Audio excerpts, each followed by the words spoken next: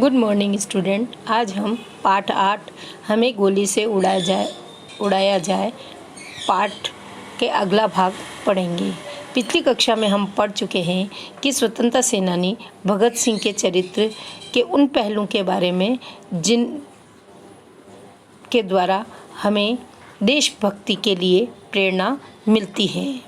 बच्चों, इस पाठ के माध्यम से यह बताया गया है कि किस तरह से हमारे देश को आज़ादी दिलाई और उस आज़ादी के लिए भगत सिंह व उनके दो साथी जो तीनों ने मिलकर जो असेंबली बम कांड को अंजाम दिया और उसके अंदर उन्हें सज़ा मिली, मृत्युदंड की सज़ा मिली।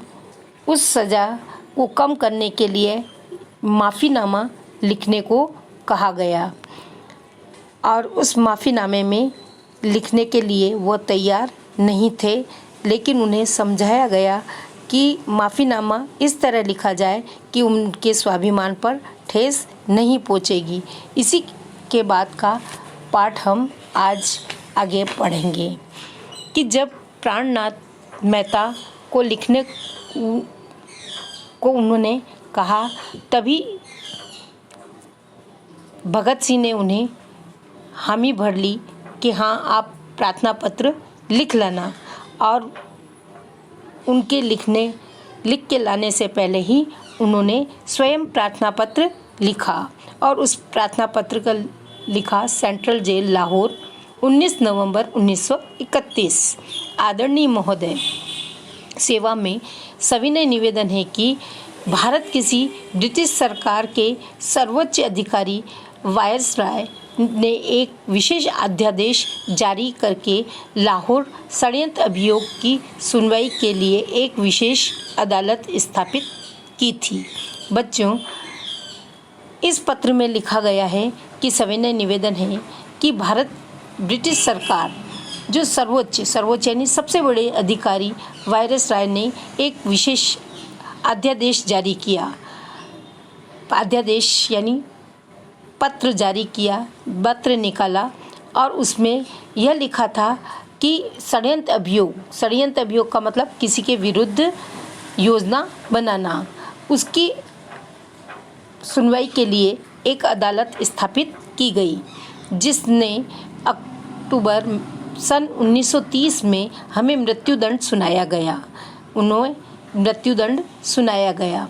हमारे विरुद्ध सबसे बड़ा आरोप यह लगाया गया, आरोप का मतलब दोष यह लगाया गया कि हमने सम्राट जॉर्ज पंचम के विरुद्ध युद्ध किया है। अदालत के इस निर्णय से दो बातें स्पष्ट होती है। यह बात भगत सिंह कह रहे हैं कि जो सरकार जो कह रही, उस बात पर दो बातें स्पष्ट होती है कि प्रथम यह कि अंग्रेज जाति और भारत जनता के मध्य एक युद्ध चल रहा है, कि हम अंग्रेज लोगों के बीच और भारत की जनता के बीच एक युद्ध है। और दूसरी बात यह निश्चित हुई कि युद्ध में भाग लिया है, अतः हम राजकीय युद्धबंदी हैं कि और यद्यपि इसकी व्याख्या में बहुत सीमा तक अतिशयोक्ति यानी बढ़ा चढ़ाकर कहा गया है कि काम हमने उनके विरुद्ध कार्य किया है, तथा हम यह कहें बिना नहीं रह सकते हैं कि ऐसा करने पर हमें सम्मानित किया गया। अब सम्मानित क्या किया गया कि उन्हें मृत्युदंड दिया गया था, तो ये बात उन्होंने लिखी, हमें सम्मानित किया गया। प्रथम व्याख्या पर हम जरा विस्तार से प्रकाश डालते हैं। प्रकाश डालना यानी बात को स्पष्ट करना। हमारे विचार में प्रत्यक्ष रूप से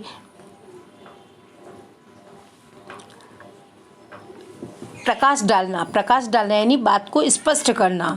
तो जब वो प्रथम व्याख्या करने लगे और उन्होंने बात को स्पष्ट किया कि हमारे विचार में प्रत्यक्ष रूप में एक ऐसी कोई लड़ाई छिड़ी हुई नहीं है, कि प्रत्यक्ष रूप में हमारे अंदर कोई लड़ाई छिड़ी हुई नहीं है। हम नहीं जानते कि युद्ध छेड़ने से अदालत का क्या आश्रय है, आश्रय का मतलब क्या मतलब है, परंतु हम इस व्याख्या को स्वीकार करते हैं। व्याख्या यानी समझा कर कहना कि इस जो बात है उसको हम स्वीकार करते हैं, कि इसके साथ ही हम इसे ठीक अर्थों में समझाना चाहते हैं कि हमारी द्वारा क्या गलती हुई है उसके बारे में समझाना चाहते हैं। हम यह कहना चाहते हैं कि युद्ध छिड़ा हुआ है और यह युद्ध तब तक चलता रहेगा जब तक कि शक्तिशाली व्यक्ति भारतीय जनता और श्रमिकों की आय के साधनों पर अपना एकाधिकार जमाए रखे। कि जिस तरह से व्यक्ति के बीच में जो युद्ध छिड़ा हुआ है वो भारतीय जनता और श्रमिक यानी कार्य करने वाले उन लोगों का एकाधिकार, जो श्रम करते हैं उस पर स्वयं का अधिकार होता है। ऐसे व्यक्ति जो पूंजीपति हैं वो अंग्रेज शासकों के अंदर मिले हुए हैं और सर्वथा भारतीय ही हैं। वो पूंजीपति भी क्या है, भारतीय, लेकिन वो हमेशा अंग्रेज़ों से मिले होने के कारण वो आपस में मिलकर हमें लूट जारी रखी है कि हमें लूटते हैं। और उस लूट के यदि शुद्ध भारतीय पूंजीपति के द्वारा ही निर्धनों का खून चूसा जा रहा है कि हमारे देश के लोग उनके कहने पर आने पर हमारे देश के लोगों का खून चूस रहे हैं, अत्याचार कर रहे हैं, तब भी इस स्थिति में कोई अंतर नहीं पड़ता। कि ऐसी स्थिति है फिर भी हमारे अंदर इसका कोई अंतर नहीं पड़ रहा है। इस बात की भी हमें चिंता नहीं कि एक बार फिर युवकों को धोखा दिया गया है और इस बात का भी भय नहीं कि हमारे राजनीतिक नेता पथभ्रष्ट हो चुके। पथभ्रष्ट का मतलब रास्ता भटकना, और वे समझौता की बात में इन निरपराध बेघर और निराश्रित बलिदानियों को भूल गए।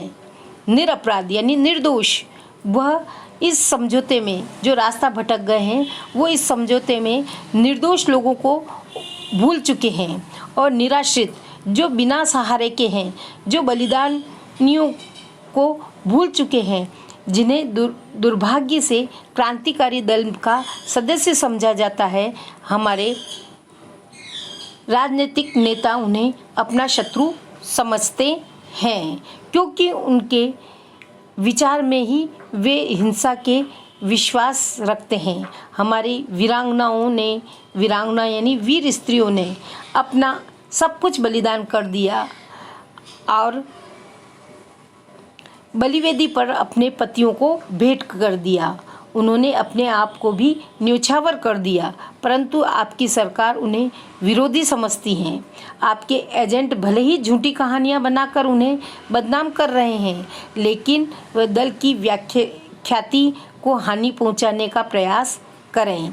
ख्याति यानी प्रसिद्धि, उस दल की प्रसिद्धि पहुंचाने में हानि प्रदान करें, परंतु यह युद्ध चलता रहेगा।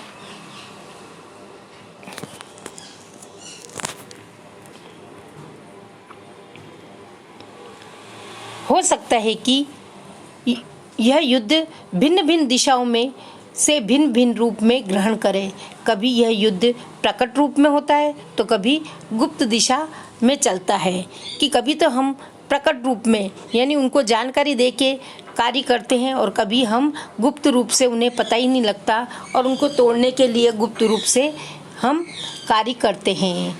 यह कभी भयानक रूप धारण भी कर लेता है, यह कभी भयानक रूप भी धारण कर सकता है। कभी किसानों के स्तर पर भी जारी रहते हैं, और कभी यह युद्ध इतना भयानक हो जाए कि जीवन और मरण की बाजी लगा दी जाए।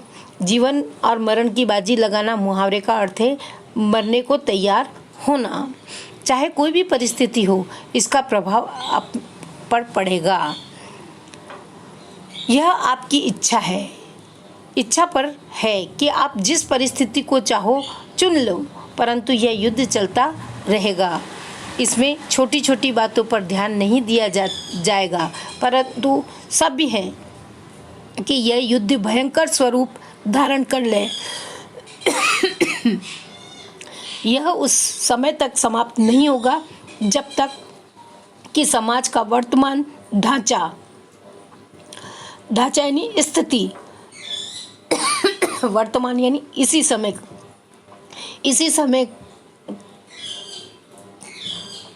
का ढांचा समाप्त नहीं हो जाता। प्रत्येक व्यवस्था में परिवर्तन या क्रांति नहीं हो जाती और दृष्टि में एक नवीन युग का सूत्रपात यानी आरंभ करना कि नवीन युग का आरंभ नहीं हो जाता, तब तक हम इसको नहीं रोकेंगे। निकट भविष्य में, निकट यानी पास के भविष्य में युद्ध अंतिम रूप में लड़ा जाएगा कि युद्ध लड़ना हमारे लिए आवश्यक है और यह निर्णायक युद्ध होगा और जो भी युद्ध लड़ा जाएगा वो निर्णायक यानी उसमें निर्णय होगा। यही वह युद्ध है जिसमें हमें प्रत्यक्ष रूप में भाग लेना है कि ये वही युद्ध है जिसमें हम अपने पर गर्व करते हैं और अपने देश के लिए हम निर्णय करेंगे कि हम उसमें सफल होंगे। हमारी सेवाएं इतिहास के उस अध्याय में मानी जाएंगी जिसे यतीन्द्रनाथ दास भगवती दास के बलिदानों के लिए विशेष रूप में प्रकाशमान कर दिया है कि ये दो ऐसे व्यक्ति हैं जिन्होंने अपना बलिदान देकर देश को प्रकाशमान बनाया है। जहाँ तक हमारे भाग्य का संबंध है, हम पूरा जोर देकर आपसे यह कहना चाहते हैं कि आपने हमें फांसी पर लटकाने का निर्णय कर लिया है। आप ऐसा करेंगे ही कि हमें सज़ा देंगे ही, परंतु आपके हाथों में शक्ति है, आप शक्तिशाली हैं, आप हमें कुछ भी दंड दे सकते हैं और आपको अधिकार भी प्राप्त है। परंतु हम इस प्रकार आप जिसकी लाठी उसकी भैंस वाला सिद्धांत अपना रहे हो, जिसकी लाठी उसका भैंस यानी जिसके पास शक्ति होती है वह उसी का काम होता है, उसी का कहना माना जाता है। जिसके पास शक्ति होती है उसी का कहना माना जाता है। इस सिद्धांत ही अपना रहे हो कि जिसके पास ताकत है उसी की सुनवाई होगी। हमारे अभियोग की सुनवाई इस वक्त को सिद्ध करने के लिए पर्याप्त है। वक्तव्य को सिद्ध करने के लिए, वक्तव्य यानी भाषण, जो हमारे द्वारा भाषण दिया जाता है उस भाषण को सिद्ध करने के लिए काफ़ी है कि हमने कभी कोई प्रार्थना नहीं की कि आप हमें माफ़ी दें या हमें कोई सज़ा नहीं दे, और अब भी हम आपसे किसी प्रकार की दया की प्रार्थना नहीं करते हैं। हम आपसे केवल यह प्रार्थना करना चाहते हैं कि आपकी सरकार को ही एक अदालत के निर्णय के अनुसार हम पर युद्ध जारी रखने का अभियोग है कि हम आपकी सरकार से यह विनती करते हैं कि आपने जो अदालत निर्णय किया है वो हमारे ऊपर युद्ध जारी करने का अभियोग रखे। इस स्थिति में हम युद्धबंदी हैं और इसी आधार पर आपसे मांग करते हैं कि हमारे प्रति युद्धबंदियों जैसा ही व्यवहार किया जाए। हमें माफ़ीनामा नहीं चाहिए, या तो हमें फांसी देने के बदले गोली से उड़ा दिया जाए। यदि आप हमें फांसी के कारण लोगों में प्रतिरोध बढ़ेगा तो आप हमें फांसी की जगह गोली से उड़ाने का कार्य कर सकते हो। अब यह सिद्ध करना आपका काम है कि आपको उस निर्णय में विश्वास है जो आपकी सरकार की एक अदालत ने दिया है। आप अपने कार्य द्वारा इस बात का प्रमाण दीजिए कि हम विनयपूर्वक आपसे प्रार्थना कर रहे हैं कि आप अपने सेना विभाग को आदेश दें कि हमें गोली से उड़ाने के लिए सैनिक टोली भेज दी जाए। बच्चों, यही हमारे देश के नेताओं ने निर्भीक होकर उनको पत्र लिखा। इस पत्र के माध्यम से ही हमारे नेताओं ने अपने देश को आज़ादी दिलाई।